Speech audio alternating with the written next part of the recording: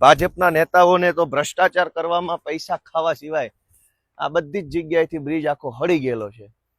તમામ જગ્યાએ હળી ગયો છે. અહીંથી દેખાય છે બધું જ, છેકથી છેક સુધી.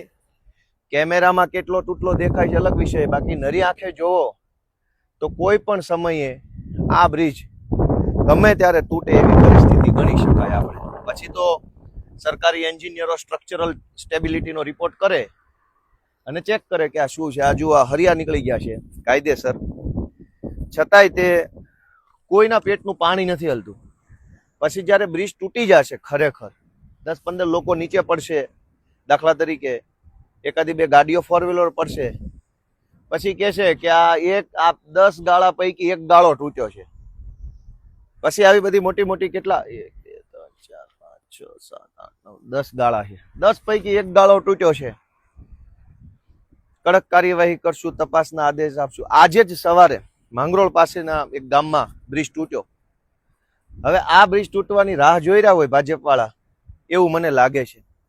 પેરિસ જેવા રોડ તો ન બનાવો તો કઈ નહીં, માણાના પેટના બ્રિજ તો બનાવો. માણસ જેવું તો કરો કમસે કમ. આ માણસનો જીવ જાય એવી વ્યવસ્થા છે અહીંયા. આખું અત્યારે સ્ટ્રક્ચર જે છે એ પહેલી નજરે ખરાબ દેખાઈ રહ્યું છે.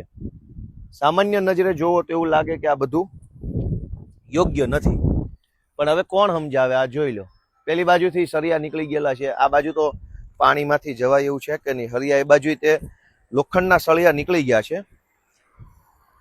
ઉભા રહ્યો જી, જવાય એવું છે કે નહીં હું જોઈ લો. ઉભા રહ્યો.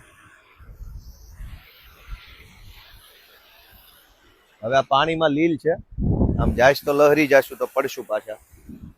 તો દોસ્તો આ રીતનું છે. જો આ નદીમાંથી અત્યારે પાણી છે, ઉબેણ નદી છે, અને આ બ્રિજ છે એ એકદમ ખરાબ હાલતમાં છે.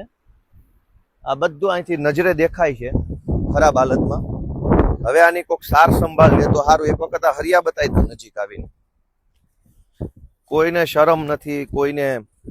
ભાજપની આટલી મોટી સરકાર છે, કોઈને કઈ પડી નથી. બધા બેફિકર બનીને માણસનું મોત થાય એની રાહ જોઈ રહ્યા. હરિયા છે,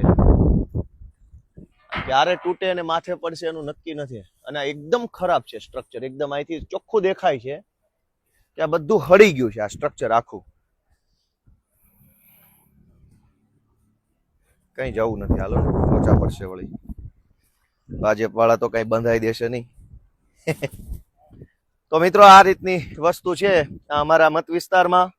આ બાજુ બામણગઢ છે, આ બાજુ રાણપુર અને જુનાગઢ જવાનો મેઇન હાઈવે છે. ભેસાણ જુનાગઢ